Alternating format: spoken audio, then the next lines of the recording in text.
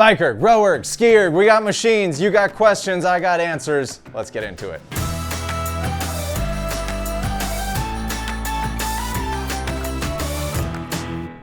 Kicking us off is the Concept2 BikeErg, a beautiful piece of machinery.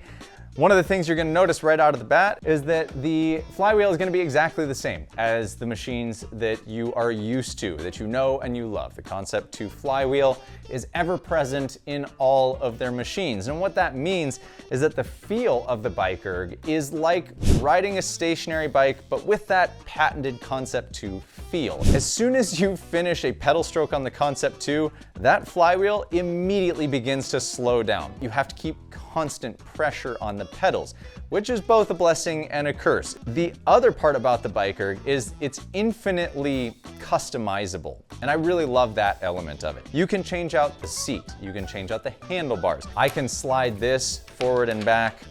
Same thing on the handle height. I unscrew that, handle goes up and down as needed. Same with the seat, up and down. I can't slide seat forward and back, but that's also just like a normal bike. You can see I've swapped out the pedals. These are not the standard pedals that come with them, but that's because I like riding with clipless pedals.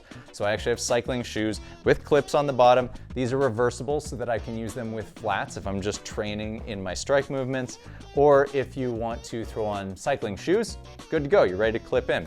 From there, I've also added, you can maybe see this guy here. This is just a phone mount, and I actually took out one of these bolts and bolted on this phone mount. And that is because, back to the customizable piece, every BikeErg comes with a tablet mount on the front. That's what this is, it's a tablet mount. Now, of course, the brains of any Concept2 are going to be the PM5. We all know it, we all love it, it's the exact same.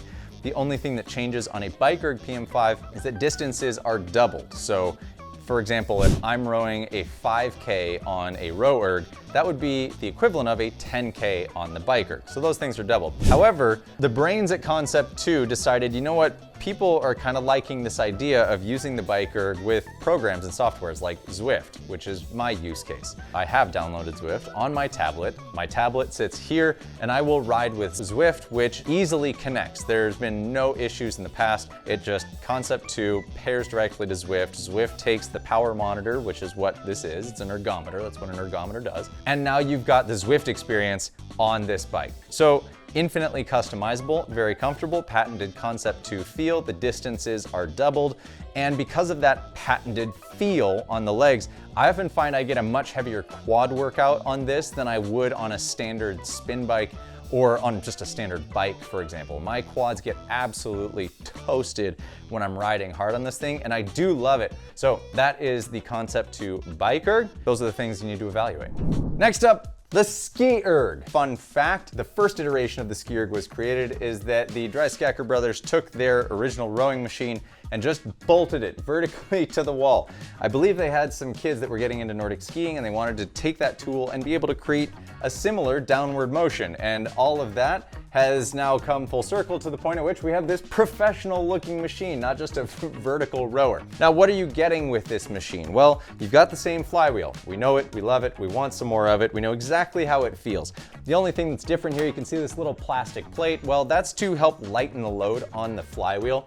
Because this is an upper extremity dominant movement, they chose to lighten some of the resistance. So while the drag factor may read similar, you are getting a little bit lighter feel. That's all that does. Next, we've got the PM5. We know exactly how it operates. It's the same between all three machines. Unlike the BikeErg, it is exactly the same as the RowErg. We're not doubling numbers or anything like that here. Next, you have this nice V pattern that is going to send up a couple strings.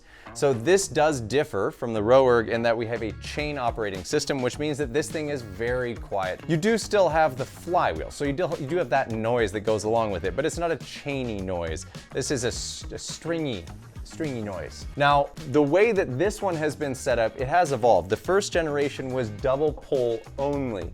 Double pole, as if ski poles. You're thinking Nordic skiing. But in this, you can single pole or double. The machine is going to be reading either way for you. Now, what are you getting when you choose to use this piece of machine for exercise? Well, it differs from the RowErg and very much the BikeErg, but specifically from the RowErg in quite a few ways. You go from lower extremity with the RowErg to upper extremity dominant. We mentioned that already. It's why they lightened the flywheel.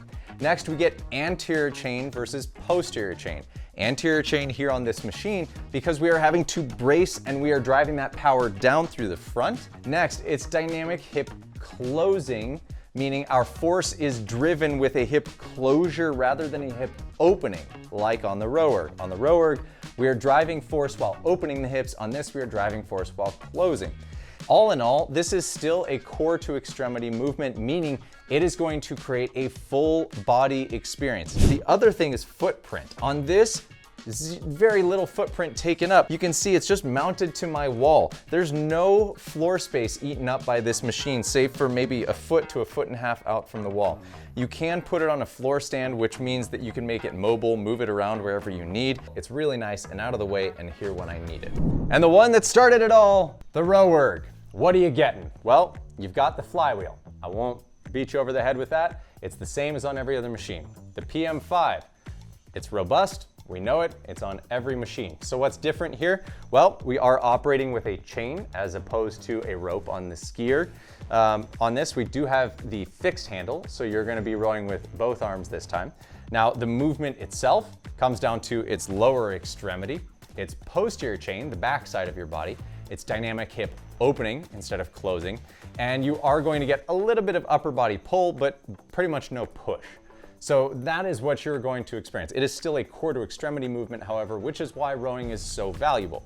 Now, other things to think about when you get this machine, assembly is very easy. I think it's the fastest of the 3 machines to put together. It's 5 parts that come in the box. It's the 2 front legs, the front foot, this upper monorail, and then this straight monorail that the seat slides on. That's it. The entire thing goes together in pretty much under 10 minutes. You can put this machine together, no problem. You're also with a RowErg, because of its popularity and how long it's been around, you're getting great resale value. These things keep their value, they hold their value. You buy it, you don't like it, in a year you sell it for $100 less than you bought it for. Don't quote me on that, but you are going to get great resale value if you decide to purchase one of these machines. They're also resilient. Because the machines were made with such simple parts to start, bike chain, basic flywheel, internal cogs and pulleys with an elastic piece that pulls the handle back. Nothing is complicated. It was meant to be able to be worked on by yourself. And frankly, almost every maintenance piece that you could do on this machine, you can do with very basic tools that you'll most likely have access to. And if you need help understanding the instructions, you can either call Concept2 and they'll walk you through it, or you can just download the instructions and they're very easy.